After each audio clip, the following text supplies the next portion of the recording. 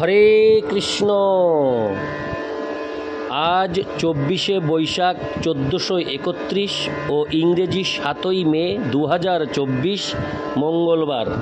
আজ আমি শ্রীমদ্ ভাগবতম পাঠ করছি। আজ আমি পাঠ করব শ্রীমদ্ ভাগবতমের 9ম অধ্যায়, ভগবানের বাণীর বর্ণনার মাধ্যমে উত্তরের শ্লোক 1 ও 2। আমরা ধীরে ধীরে দ্বিতীয় স্কন্দের একদম শেষ ভাগের দিকে চলে এসেছি। আজ শুরু হবে 9ম অধ্যায়।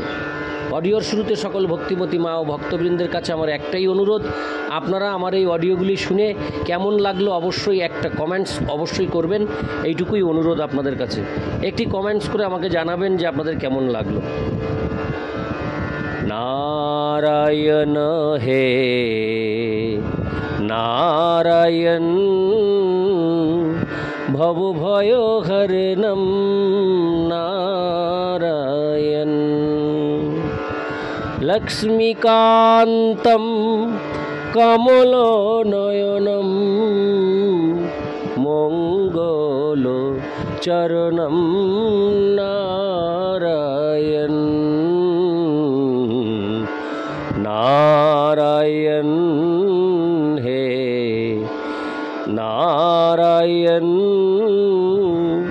ভব ভয় হরণম নারায়ণ।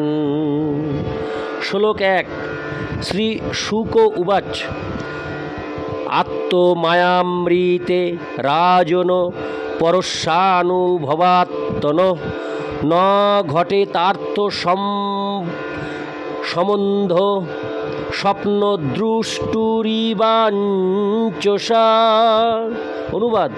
শ্রী সুখদেব গোস্বামী বললেন, হে রাজন, পরমেশ্বর ভগবানের শক্তির দ্বারা প্রভাবিত না হলে শুদ্ধ আত্মার শুদ্ধ চেতনায় জড়দেহের সঙ্গে সম্পর্কিত হওয়ার কোনোই অর্থ থাকে না।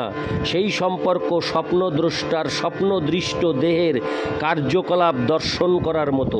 তাৎপর্য। মহারাজ পরীক্ষিতের প্রশ্ন, জীব তার জড়দেহ এবং মন থেকে পৃথক হওয়া সত্ত্বেও জড় জগতের বন্ধনে কিভাবে আবদ্ধ হয়ে পড়ে, তার উত্তর এখানে যথার্থ সঠিকভাবে দেওয়া হয়েছে। চিন্ময় আত্মা জড় পদার্থ থেকে সম্পূর্ণ ভিন্ন, কিন্তু সে আত্মমায়া নামক ভগবানের বহিরঙ্গা শক্তির দ্বারা প্রভাবিত হয়ে জড় বিষয়ে মগ্ন হয়ে পড়ে। সেই তত্ত্ব ইতিমধ্যেই প্রথম স্কন্ধে ব্যাসদেবের পরমেশ্বর ভগবান এবং তার বহিরঙ্গা শক্তির উপলব্ধি প্রসঙ্গে বিশ্লেষণ করা হয়েছে। ভগবানের বহিরঙ্গা শক্তি ভগবান কর্তৃক নিয়ন্ত্রিত হয় এবং জীব ভগবানের ইচ্ছার প্রভাবে বহিরঙ্গা শক্তির দ্বারা নিয়ন্ত্রিত হয়। তাই জীব যদিও তার শুদ্ধ অবস্থায় শুদ্ধ চেতনাময়, তথাপি ভগবানের বহিরঙ্গা শক্তির দ্বারা প্রভাবিত হওয়ার ব্যাপারে ভগবানের ইচ্ছার অধীন। শ্রীমদ্ ভগবদ্ গীতায়ও সেই তত্ত্ব প্রতিপন্ন হয়েছে। ভগবান প্রতিটি জীবের হৃদয়ে বিরাজমান এবং জীবের চেতনা এবং বিস্মৃতি তার দ্বারাই প্রভাবিত হয়। এখন স্বাভাবিকভাবে প্রশ্ন ওঠে, ভগবান কেন জীবকে এই ধরনের চেতনা এবং বিস্মৃতিতে প্রভাবিত করেন? তার উত্তর হচ্ছে যে ভগবান চান যে তার বিভিন্ন অংশরূপে প্রতিটি জীব যেন শুদ্ধ চেতনায় অবস্থিত হয়ে তার প্রেমময়ী সেবায় যুক্ত হয়, কেননা সেটি হচ্ছে তার স্বরূপগত অবস্থা। কিন্তু জীবের যেহেতু আংশিক স্বতন্ত্রতা রয়েছে, তাই সে ভগবানের সেবা করার ইচ্ছা না করে পক্ষান্তরে ভগবানের মতো স্বতন্ত্র হওয়ার চেষ্টা করতে পারে।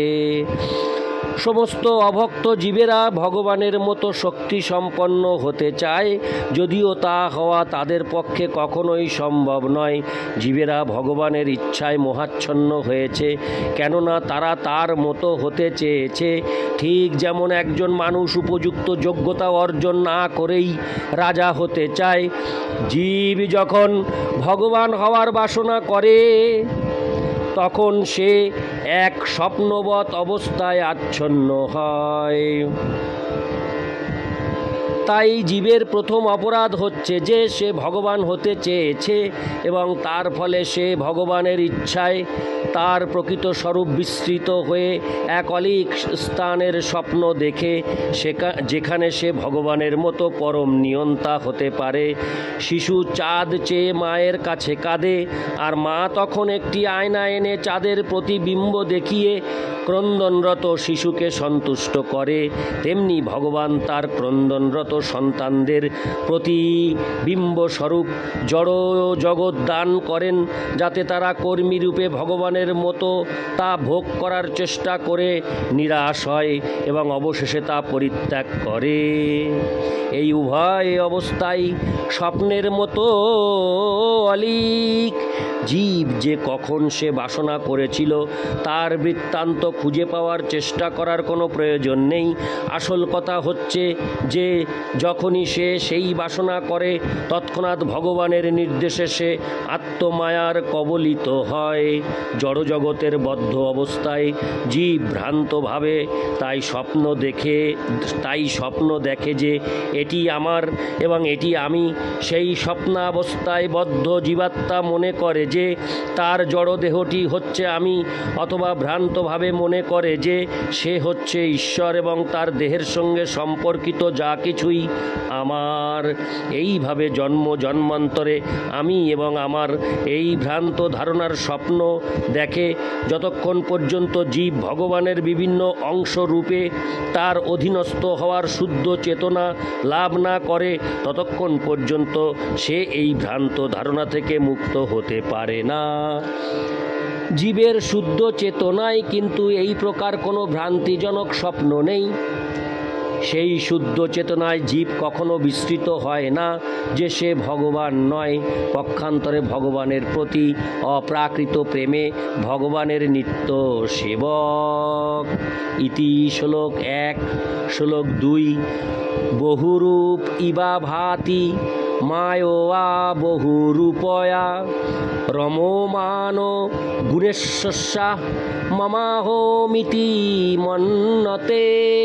অনুবাদ: ভগবানের বহিরঙ্গা শক্তির প্রভাবে মোহাচ্ছন্ন হয়ে জীব নানা রূপ বিশিষ্ট হয়ে প্রকাশ পায় এবং সেই মায়ারী গুণ সমূহে অভিনিবিষ্ট হয়ে আমি ও আমার এই প্রকার অভিমান করে।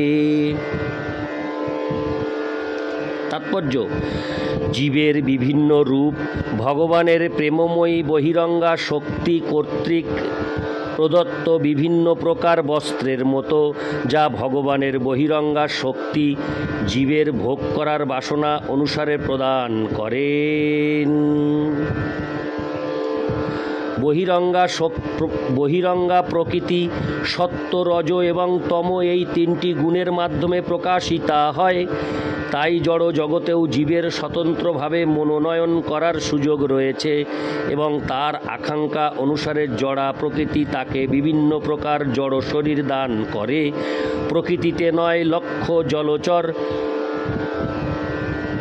20 লক্ষ উদ্ভিদ, প্রকৃতিতে 9 লক্ষ জলচর, হরে কৃষ্ণ, প্রকৃতিতে 9 লক্ষ জলচর, 20 লক্ষ উদ্ভিদ, 11 লক্ষ কৃমি কীট এবং সরীসৃপ, 10 লক্ষ পক্ষী, 30 লক্ষ পশু এবং 4 লক্ষ মনুষ্য শরীর রয়েছে।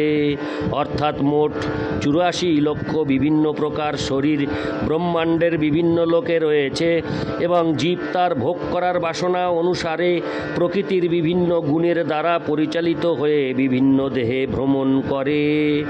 এমনকি এক শরীরেই জীব শৈশব থেকে বাল্যে, বাল্য থেকে যৌবনে, যৌবন থেকে বার্ধক্যে রূপান্তরিত হয় এবং বার্ধক্যের পর তার কর্ম অনুসারে সৃষ্ট আর একটি দেহে দেহান্তরিত হয়। জীব তার বাসনা অনুসারে তার দেহ সৃষ্টি করে এবং ভগবানের বহিরঙ্গা শক্তি তাকে এমন একটি শরীর দান করেন যার দ্বারা সে পূর্ণরূপে তার বাসনা চরিতার্থ করার সুযোগ পায়। বাঘ অন্য পশুর রক্ত খেতে চায় এবং তাই জড়া প্রকৃতি ভগবানের নির্দেশে বাঘ অন্য পশুর রক্ত খেতে চায় এবং তাই জড়া প্রকৃতি ভগবানের নির্দেশে তাকে অন্য পশুদের রক্ত খাওয়ার জন্য একটি বাঘের শরীর দান করেন, তেমনি যে জীব উচ্চতর গ্রহলোকে দেবতার শরীর প্রাপ্ত হতে চায়, ভগবানের কৃপায় সেই প্রকার দেহ সে প্রাপ্ত হয়। আর তিনি যথেষ্ট বুদ্ধিমান হন, তাহলে তিনি চিন্ময় শরীর প্রাপ্ত হয়ে ভগবানের সান্নিধ্য লাভ করার বাসনা করতে পারেন এবং ভগবানের কৃপায় তার সেই বাসনাও চরিতার্থ হয়। অতএব জীবের যে ক্ষুদ্র স্বাতন্ত্র্য রয়েছে সে তা পূর্ণরূপে ব্যবহার করতে পারে। আর ভগবান এতই কৃপালু যে তিনি জীবের বাসনা অনুসারে তাকে তার দেহ প্রদান করেন। জীবের বাসনা ঠিক সোনার পর্বতের স্বপ্ন দেখার মতো। মানুষ জানে যে পর্বত রয়েছে এবং সে জানে যে সোনাও রয়েছে, কিন্তু তার বাসনার ফলেই কেবল সে সোনার সব পর্বতের স্বপ্ন দেখে। আর সেই স্বপ্ন যখন ভেঙে যায় তখন সে দেখে যে তার সামনে অন্য কিছু রয়েছে। জাগরিত অবস্থায় সে দেখে যে সেখানে সোনাও নেই আর পর্বতও নেই।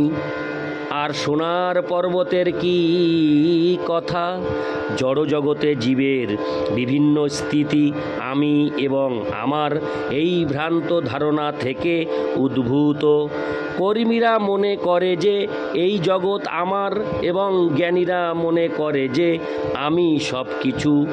সমস্ত রাজনৈতিক, সামাজিক, লোকহিতৈষী, পরার্থবাদ প্রভৃতির জড় ধারণা বদ্ধ জীবের আমি এবং আমার ভ্রান্ত ধারণা প্রসূত, যা হচ্ছে জড় জগতে ভোগ করার তীব্র বাসনার প্রকাশ। জড় দেহ এবং যে স্থানে দেহটি লাভ হয়েছে সেই স্থানের সামাজিক, জাতীয়, পারিবারিক ইত্যাদির আসক্তির কারণ হচ্ছে জীবের প্রকৃত স্বরূপ বিস্মৃতি।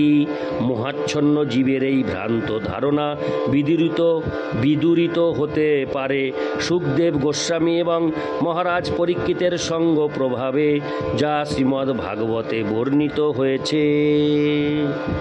ইতি শ্লোক 2। হরে কৃষ্ণ হরে কৃষ্ণ কৃষ্ণ কৃষ্ণ হরে হরে, হরে রাম হরে রাম, রাম রাম হরে হরে। হরে কৃষ্ণ